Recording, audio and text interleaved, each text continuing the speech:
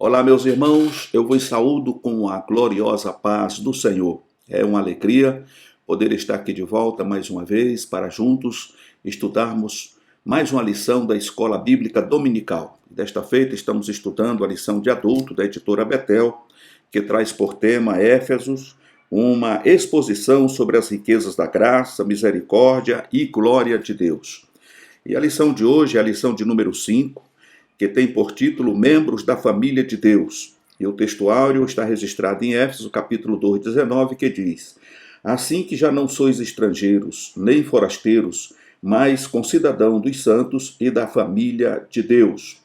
Verdade aplicada: o perfeito sacrifício de Jesus Cristo resultou em reconciliação com Deus e permitiu que nos tornássemos membros de sua família. Os objetivos desta lição primeiro, apresentar a posição de Israel diante de Deus. Segundo, explicar como o sacrifício de Cristo nos trouxe paz. E, em terceiro, falar sobre como nos tornamos a morada de Deus.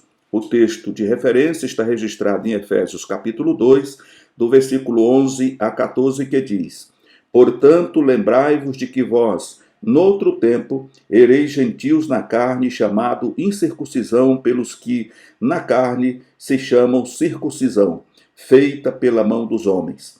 Que naquele tempo estáveis sem Cristo, separados da comunidade de Israel e estranhos aos concerto das promessas, não tendo esperança e sem Deus no mundo.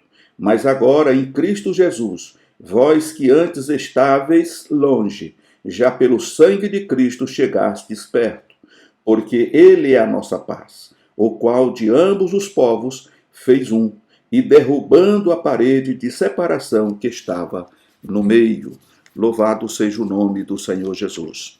A introdução desta aula vem nos dizer que, após sua brilhante exposição sobre a doutrina da salvação, Paulo agora trata acerca da condição dos gentios antes de Cristo e revela como Cristo desfez as barreiras que havia entre judeus e gentios naquele tempo. E aí nós vamos ver, aqui no primeiro tópico, um povo formado por Deus. Não foi formado pela vontade de Paulo ou de homem algum, mas foi formado pela vontade de Deus. E antes da vinda de Jesus havia um desprezo muito grande por parte dos judeus em relação aos gentios, considerados indignos e incircuncisos, conforme está registrado ali no verso 11 do texto de referência. Por que existia essa barreira, vamos dizer assim? Por que existia essa discriminação? Existia principalmente, primeiro, porque éramos gentios na carne e éramos chamados incircuncisão. Por quê? Porque a circuncisão, ela era um ato praticado pelos judeus. A criança, quando nascia, no seu 8º dia, ela já era circuncidada. E os gentios não tinham essa prática. Por isso, eles eram considerados pessoas imundas, pessoas que eram de 5ª categoria. Se em algumas centenas de anos atrás, no nosso país, os negros que foram escravizados, muitos os consideravam sem alma, e muitos deles nem na igreja podiam entrar para participar da missa, porque não mereciam isso, por não ser gente, né, como era tratado. Imagine os gentios naquela época. Os judeus se julgavam uma pessoa de alta elite, um povo escolhido por Deus, segundo a promessa de Deus a Abraão, e por conta disso o povo gentil era menosprezado. Então diz aqui que a Bíblia nos ensina que Israel foi o povo escolhido por Deus para ali representar e anunciar a salvação diante das nações da terra. Então o primeiro pecado que eles praticavam aqui era discriminar as outras raças, vamos dizer assim, os outros povos, e se considerar o mais privilegiado de todos eles. Eles estavam descumprindo uma ordenança de Deus, porque a Bíblia nos ensina que Israel foi o povo escolhido por Deus, ponto, para lhe representar e anunciar a salvação diante das nações da terra, conforme está registrado em Êxodo 19, de 5 a 6, João capítulo 4, verso 22. Porém, Ao detestar e até desprezar os pagãos, como éramos tratados, Israel fez mau uso desse privilégio. De acordo com William Barclay, os judeus acreditavam que Deus amava apenas a eles e a mais ninguém. Diziam que os gentios haviam sido criados para serem combustível para o fogo do inferno. Até a vinda de Cristo, os gentios eram um objeto de desprezo para os judeus. Se por acaso um rapaz judeu se casasse com uma gentia ou vice-versa, era considerado como morto, e um enterro simbólico era realizado. Se uma mulher gentia fosse dar à luz, era proibido lhe prestar socorro, pois significava a vinda de mais um gentio ao mundo. O contato com um gentio era semelhante à morte. Então veja bem, a nossa situação diante do povo judeu. É por isso que Deus permitiu tudo o que permitiu, né? As perseguições vieram muitas coisas para que o povo acordasse. E uma das recomendações de Jesus, quando esteve aqui, foi exatamente essa. Vocês não podem se ausentar de Jerusalém até que do alto vocês sejam revestidos de poder. Porém, depois desse revestimento, vocês devem pregar em Jerusalém, na Judéia, em Samaria e até os confins da terra. Quer dizer, a prática de evangelizar os gentios, ou os pagãos, como eles denominavam, era uma coisa que estava no plano de Deus, era algo que precisava fazer. E nós vemos que, no primeiro momento, diante daquela euforia, né, no discurso de Pedro, quando quase 3.000 almas aceitam Jesus e ali já começa uma igreja formada, então a gente vê que existe ali um pouco de comodismo. Então Deus levanta situações ou cria situações para que houvesse uma dispersão. Então aqueles novos convertidos saem por todos os lados pregando o evangelho e por conta disso o evangelho começa a ganhar corpo. Ele começa a ser realmente levado a outras pessoas. Filipe vai para um lado, outros discípulos vão para outro, e por fim o Senhor levanta Paulo, né? Ou Saulo de Tarso, que se torna finalmente um grande missionário entre o povo gentil, porque havia aquela apatia. Embora muitos judeus vivendo entre os pagãos, como eles denominavam, eles estavam ali cultuando a Deus secretamente, eles não divulgavam aquilo, porque eles nos consideravam como pessoas fora dessa salvação. A prova disso é que um judeu não podia casar com uma mulher gentia, ou um gentil não podia casar com uma mulher judia, porque se isso acontecesse, eles eram tão cruéis que ele chegava a fazer o sepultamento, né, simbolicamente, daquela pessoa, ou seja, aquela pessoa era excomungada da família e era como se tivesse morrido para aquela família. Uma mulher gentia dá à luz, ninguém podia encostar um dedo, não podia ajudá-la, porque era mais um que ia se tornar combustível para tocar fogo no inferno. Que coisa triste, né? Mas essa era a realidade. E aí nós vamos ver, louvado seja o nome do Senhor, que éramos sem Cristo e sem esperança. Quer dizer, aonde estaria a nossa esperança? Não tínhamos esperança, porque a nossa esperança estava nas mãos dos judeus. Mas eles a retinham para eles estavam retendo essa esperança, porque eles, na sua cabeça, nós não éramos dignos de fazer parte dessa herança. Então, existem momentos que essa palavra é muito apropriada em nossas vidas. Lembrai-vos, o teólogo William Hendricks faz o seguinte resumo acerca da situação dos gentios naquele tempo. Estavam sem Cristo, sem Estado, sem amigos, sem esperança e sem Deus. Essa era a terrível situação do antigo mundo gentil antes de Cristo. Os judeus esperavam o Messias, jamais duvidaram de sua vinda. Mas que esperança havia para os gentios? Em Romanos capítulo 1, verso 18 a 32, discorre sobre o mundo pagão e assinala que o povo judeu considerava a idolatria, conforme Romanos 1, 23, e o vício sexual, especialmente o comportamento homossexual, como pecados característicos dos gentios. F. Bruce lembra que o conhecimento do Deus verdadeiro era acessível aos homens, mas eles fecharam suas mentes para eles. Então, além de tudo isso, todo tipo de coisa ruim era praticada pelos gentios. Por isso, eles queriam distância dos gentios. Então, a questão de tudo isso que nós já lemos aqui, né, de acordo com esse Craig Keener, ele comentando sobre Romanos 1, de 18 a 32, ele discorre sobre o mundo pagão e assinala que o povo judeu considerava a idolatria, conforme Romanos 1, 23, e o vício sexual, conforme Romanos 1, 24 a 25, e especialmente o comportamento homossexual, conforme Romanos 1, 26 a 27, como pecados característicos dos gentios.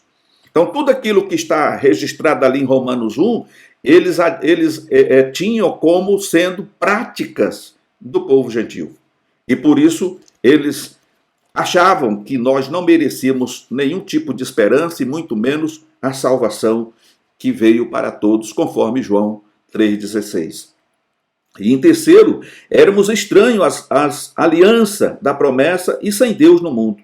Paulo continua sua exposição sobre a situação dos gentios, dizendo que estávamos separados da comunidade de Israel e estranhos aos concertos da promessa. Aí John Stott comenta sobre esse texto. A referência é provavelmente a promessa fundamental feita por Deus a Abraão. Israel era o povo da aliança, a qual era acompanhada de promessas específicas para esse povo. E Douglas Batista lembra que os vários pactos que Deus estabeleceu com a igreja giravam em torno da grande promessa da vinda do Messias. O pacto abraâmico, conforme Gênesis capítulo 12, de 1 a 3, o pacto mosaico, conforme Deuteronômio 28, de 1 a 14, e o pacto davídico, conforme 2 Samuel 7, de 13 a 16. Os outros povos não tinham conhecimento desses pactos e viviam envolvidos com muitos deuses e muitos senhores, conforme 1 Coríntios capítulo 8, verso 4 a 6. Por isso, Deus ordenou que a nação de Israel fosse bênção a todas as nações da terra, mas havia discriminação. Mas louvado seja Deus que o Senhor veio. E o interessante, irmãos, é que quando a gente olha para as Escrituras, o Senhor Jesus, ele chega e vem na contramão da religião. Porque a religião, apesar de pregar tantos preceitos, de exigir tantas coisas do povo, eles próprios estavam na contramão daquilo que Deus exigia de cada cristão. Então, o Senhor Jesus, ele chega e bate de frente com os sacerdotes, com os fariseus, com os saduceus, porque eles estão representando uma religião fria, uma religião morna, uma religião pagã, e deixando de fazer aquilo que era necessário fazer. Então Jesus, ele vai de encontro às necessidades das pessoas. Jesus vai de encontro à situação que era uma situação terrível naquele momento. Era uma situação de muito sofrimento, de muita falta de paz, de muita falta de amor, de muita falta de compreensão. E Jesus escolhe e prepara 12 homens para que eles pudessem dar continuidade ao trabalho que ele estava iniciando. Ele treinou aqueles homens para que eles pudessem fazer o que a religião não estava fazendo. Se bem que um se perde no meio do caminho, mas os 11 dá prosseguimento ao trabalho. Mas mesmo assim, diante de uma cultura formada, uma cultura que não abarcava os pagãos ou os gentios, porque eram pessoas sem categoria, eram pessoas imundas e devassas, então eles não abarcam. Então o Senhor permite que venha a perseguição. E essa perseguição leva essas pessoas, porque o importante nós frisarmos aqui é que as pessoas, quando eles fugiam, por exemplo, de Jerusalém para outras regiões, eles não ficavam crente secreto, mas por onde passavam eles iam falando do amor do Senhor Jesus. E isso era suficiente para que o evangelho fosse realmente espalhado. Até que por fim vem Saulo de Tarso, como já disse a princípio, e ele começa a perseguir os cristãos em todas as áreas que eles se encontram. até que ele realmente tenha um encontro com Deus e a partir daí o Senhor, o comissiona para que ele vá fazer um trabalho para os gentios. Porque se fosse depender dos apóstolos e dos discípulos, com certeza isso ia demorar muito. E Deus tinha pressa e continua tendo pressa em salvar aqueles que hão de herdar a vida eterna. Louvado seja o nome do Senhor. Então nós vemos aqui que a unidade do corpo de Cristo é o tema de número 2, que fala que a realidade retratada no tópico anterior, referente à aliança e aos pactos, acompanhado das leis cerimoniais, constituía uma parede de separação entre judeus e gentios. Inclusive, o próprio templo em Jerusalém retratava essa separação. Mas Cristo Jesus desfez a inimizade. O ponto 1 diz: estávamos longe e chegamos perto. A obra realizada por Jesus Cristo pôs um ponto final nas divergências sociais, culturais e religiosas entre judeus e gentios. E Paulo usa duas palavras para explicar esse contraste: longe e perto. A situação do povo gentílico era semelhante à de navegantes que, sem bússola ou guia, flutuavam em um navio sem leme à noite, sem estrelas no meio do mar, tempestuoso e longe do porto. Essa era a realidade tanto literal quanto espiritual. Mas agora, tudo mudou. E pela fé em Cristo, todos aqueles a quem o Evangelho é pregado têm a oportunidade de se aproximar. Nosso antes incluía estar separado de Deus. Nosso hoje inclui estar salvo pela graça. Louvado e engrandecido seja o nome do Senhor. Então Paulo faz aqui uma comparação de que nós era como uma embarcação durante uma noite escura, sem estrelas, em meio a um mar revolto, sem bússola, sem guia, sem vela e flutuando, sendo levado pela correnteza de um lado para outro. E não termos nenhuma segurança sequer. Porque assim como poderíamos estar à deriva no meio de um mar alto, nós poderíamos, sem saber e sem enxergar, podendo chegar perto de recifes ou pedras, e nos espatifar naquilo ali e vir a naufragar definitivamente. Mas graças a Deus, que como vemos aqui nesse tópico, o Senhor Jesus derrubou essa parede que havia, de separação entre judeus e gentios. E agora, hoje, nós somos alcançados pela graça, conforme está dizendo. A todos foi dada a oportunidade de ouvir o Evangelho. Aquele que ouve o Evangelho e crê em Jesus, esse alcança a vida eterna. Porque não é mais pelo praticar as obras, as boas obras. E nós não praticamos boas obras para ser salvo. Nós praticamos boas obras porque somos salvos em Jesus Cristo. Então há uma diferença. Então ninguém hoje é salvo por praticar boas obras. Mas você pratica boas obras porque você é salvo. Louvado seja o nome do Senhor. No segundo ponto, diz aqui a Paulo que nós estávamos sem reconciliação, mas alcançamos a paz. Jesus Cristo, em seu anúncio de boas novas, trouxe a paz de Deus ao coração perturbado do homem. A paz que excede todo entendimento, conforme Filipenses capítulo 4, verso 7. Não a que o mundo dá, mas a paz que transforma o homem ao se reconciliar com Deus.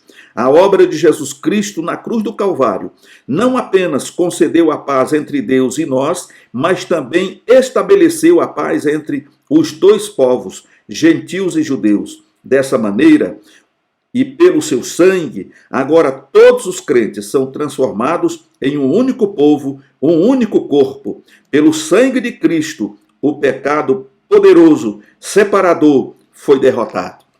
A nossa situação, sem sombra de dúvida, era a pior de todas. Sem Deus, sem esperança, mergulhados no pecado, escravos de Satanás, dominados por ele, sem condições de pagar o resgate pela nossa liberdade. Mas Jesus, o nosso Salvador eterno, ele pagou o preço, tirou a canga do nosso pescoço, quebrou as algemas, quebrou os grilhões e nos deu a liberdade. E hoje nós somos salvos, não pelos méritos de quem quer que seja, mas pelos méritos de Jesus, o nosso Salvador.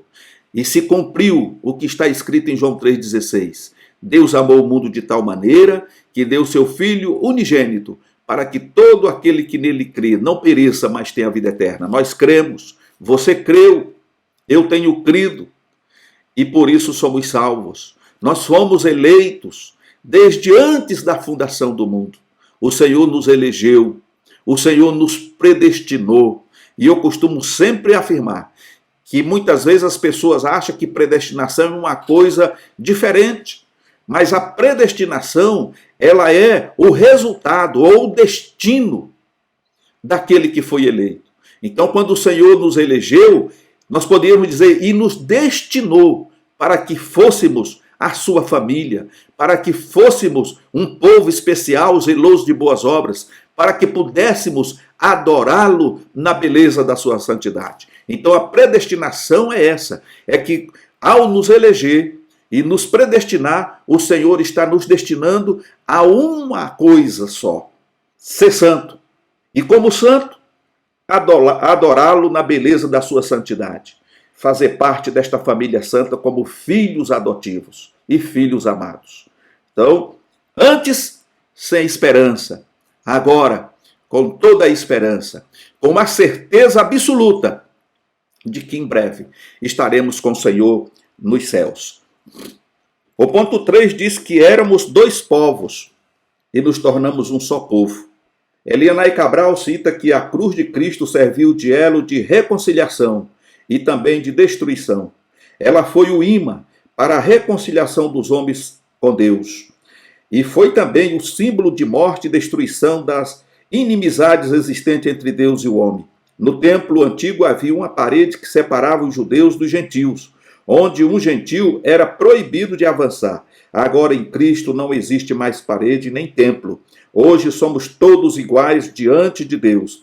Pela graça nos tornamos filhos de Deus, herdeiros juntamente com Cristo, povo santo de Deus e membros de sua grande família. Louvado seja Deus. Então hoje não existe mais essa separação. A começar pelo véu do templo, que foi rasgado de alto a baixo. Ele não foi rasgado de baixo para cima, mas foi rasgado de cima para baixo, franqueando a passagem. Quando a gente olha para o Antigo Testamento, nós vamos observar que o povo de Israel não tinha acesso ao Santo dos Santos. Era somente o sacerdote. E ele só podia entrar uma vez por ano. E para fazer isso, ele tinha que fazer sacrifício por si mesmo primeiro. Ele não podia entrar de qualquer maneira. Então havia essa separação, havia esse obstáculo. Mas com Jesus Cristo a coisa mudou. Agora hoje nós podemos nos apresentar diante de Deus com a cara limpa, não precisamos cobrir o rosto para nos aproximar de Deus, mas podemos chegar diante de Deus porque, por intermédio do sacrifício de Jesus, essa passagem foi aberta, está franqueada essa liberdade de poder chegarmos diante do Senhor e clamarmos a Ele e chamarmos Ele de Pai. Louvado seja o nome do Senhor. Na cruz, Jesus proveu a reconciliação entre judeus e gentios. E em terceiro lugar, nos tornamos edifício de Deus. Já não somos mais estrangeiros em terra distante. Cristo nos tornou cidadão de seu reino e membros da família de Deus. Paulo compara a igreja como um grande edifício que cresce a cada dia e cada dia é edificado. O fundamento dos apóstolos e profetas, a obra de Jesus Cristo não apenas reconciliou o homem com Deus, mas além de tornar os dois povos os reúne em um projeto como um edifício chamado congregação. Louvado seja o nome do Senhor. Louvado seja Deus. Então, irmãos, nós vemos aqui que o Senhor, Ele nos ajuda, depois dessa barreira quebrada, Ele nos ajuda a sermos um só povo. Ou melhor, Ele nos fez um só povo. Hoje não precisa mais de separação. Judeus e gentios congregam na mesma congregação que hoje é chamada de igreja. Nós podemos cultuar a Deus juntos. Não tem mais aquela barreira, não tem mais aquele obstáculo, porque o sangue de Jesus Cristo, que nos purifica de todo o pecado, Ele cuidou disso por nós. Não tínhamos nenhum merecimento, não fazíamos parte da promessa de Deus, Mas Deus, pela sua infinita misericórdia, pela sua infinita bondade, pelo seu infinito amor, Ele nos chamou para si, nos amou. E Jesus veio e fez essa reconciliação com Deus. Hoje nós somos reconciliados com Deus. O ponto 2 diz que nossa posição no edifício de Deus, ele vai falar sobre isso, para ilustrar nossa posição em Deus. Paulo usa a figura de um edifício. Pensa a igreja como parte de um grande edifício e em cada cristão como uma pedra viva no serviço da igreja. Paulo nos apresenta a igreja como um edifício que cresce dia a dia, indicando assim uma construção progressiva e contínua. Importante também notarmos que a figura do edifício aponta para os aspectos da coletividade, não enfatizado nas Escrituras e às vezes desprezado por alguns que diz ser igreja, porém não cultivam a necessária comunhão em uma igreja local. Notar a expressão vós juntamente. A igreja, como resultado do sangue de Cristo derramado na cruz, continua a crescer, constantemente edificada pela obra do Espírito de Deus até o aparecimento da glória do grande Deus e nosso Senhor Jesus Cristo. O que o apóstolo está dizendo aqui, irmãos, que como edifício de Deus, nós precisamos estarmos reunidos e unidos em uma só unidade. Então, eu não posso dizer que sou igreja quando eu não estou inserido no corpo de Cristo, que é a igreja. Então, para que eu possa funcionar, é preciso que eu esteja congregando em uma igreja local, fazendo parte daquela comunidade, tendo comunhão com o Senhor e tendo comunhão uns com os outros, para que nós possamos crescer, tanto no conhecimento de Deus, no conhecimento da sua palavra, como crescermos espiritualmente. Então, um membro fora do corpo, a tendência é morrer, é necrosar, é definhar. Então, para que esse corpo seja saudável, todos os membros precisam estar ligados uns aos outros e funcionando perfeitamente, ok? Então, o que o comentarista está apontando aqui é que nós nos tornamos agora membros do corpo de Cristo.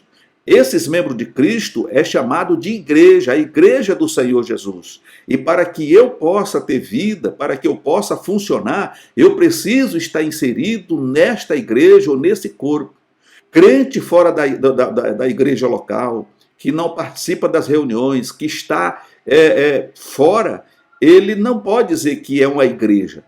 Ele não pode se denominar igreja, porque a igreja é o ajuntamento de pessoas salvas. A igreja é um grupo de pessoas que foram lavadas e remidas pelo sangue do Cordeiro e que agora juntos comungam a mesma fé, o mesmo amor, o mesmo espaço e como o corpo funciona para a glória de Deus.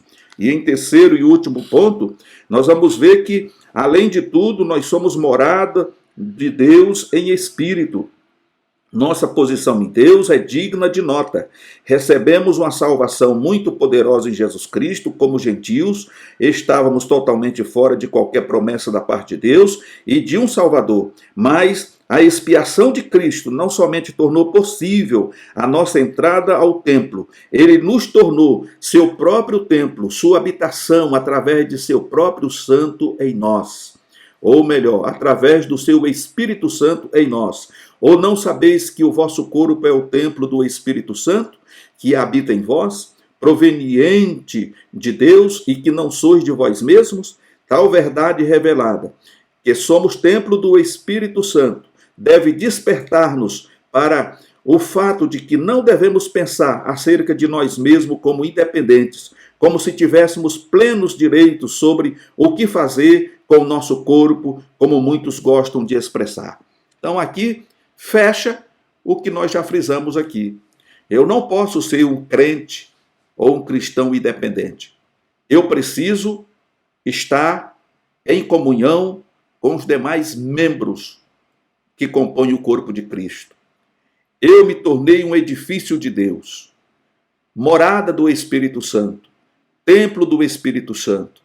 Então, eu já não sou mais meu, Irmão, está entendendo? Você já não se pertence a você. Porque se outrora nós éramos escravos e estávamos sujeitos à vontade daquele que era o nosso dono, que fazia tudo o que era ruim para conosco, agora sendo comprado e resgatado por Cristo, nos tornamos seus servos. E agora estamos sobre um novo domínio. Então, quem nos dirige, quem nos domina é o Senhor Jesus através do seu Santo Espírito. Então, eu não posso me dar o luxo de escolher ou de fazer aquilo que eu acho que é correto. Eu tenho que me submeter à vontade do Pai, do Filho e do Espírito Santo e juntos, numa igreja local, comungar essa fé e me preparar, perseverar firme para que na volta de Cristo eu possa estar junto com aqueles que serão levados pelo Espírito Santo ao encontro do Senhor nos ares. Louvado seja o nome do Senhor Jesus. E para concluirmos, nós vamos entender que Cristo morreu para reconciliar consigo mesmo toda a humanidade. O resultado é que não somos mais estrangeiros, mas sim cidadãos do reino sobre o qual o Senhor reina. Somos a família que Ele ama e o templo em que Ele habita. Que Deus em Cristo te abençoe, meu querido. Que Deus te guarde, que o Senhor, através do seu Santo Espírito, venha falar mais profundamente no teu coração. A você que tem nos acompanhado nesses vídeos, tem gostado e que ainda não é inscrito no canal, eu quero te fazer um apelo. Venha fazer parte dessa família, se inscreva no canal. Aos irmãos que já fazem parte, eu também quero solicitar esse apelo para que os irmãos divulguem esses vídeos nas suas redes sociais. Envie para aquele amigo que às vezes está parado na fé, parou na caminhada. Enfim, divulgue. Vamos juntos trabalhar para o Senhor Jesus. E juntos, irmãos, nós vamos com toda certeza chegarmos no céu, pois esse é o intuito de estarmos aqui, é trabalhar para sempre trazer uma palavra de fé, de esperança e uma palavra de vida eterna. Para você que muitas vezes está desalentado, quem sabe você tem me acompanhado e está afastado dos caminhos do Senhor, muitas vezes você não está congregando, por um motivo ou por outro, alguém fez algo que você não gostou, mas olha para Jesus. Jesus, meu irmão, é o autor e consumador da nossa fé. Se nós formos olhar para as circunstâncias que muitas vezes nos cercam, nós não sairíamos nem de casa, mas nós precisamos sair. Precisamos congregar, porque no mundo tereis aflições, diz o Senhor Jesus, mas tende ânimo. E algumas pessoas acrescentam, dizendo, tende ânimo, eu venci o mundo. No texto não está dito isso, algumas traduções podem até ser que traga isso, mas Jesus ele diz assim, tende ânimo, eu venci. E quando ele diz, eu venci, ele está indubitavelmente dizendo, se eu venci, você vai vencer também. Porque você não está sozinho. Você não está abandonado. Eu estou com você. O Espírito Santo está com você. E ele vai lhe dar condição, ele vai lhe dar força, ele vai te fazer ter atitude para passar por cima de todos os obstáculos e continuar olhando para Jesus, que é o autor e consumador da fé. Portanto, irmãos, juntos, vamos avante, porque a noite vem em que não poderemos mais trabalhar. Fique na paz do Senhor Jesus.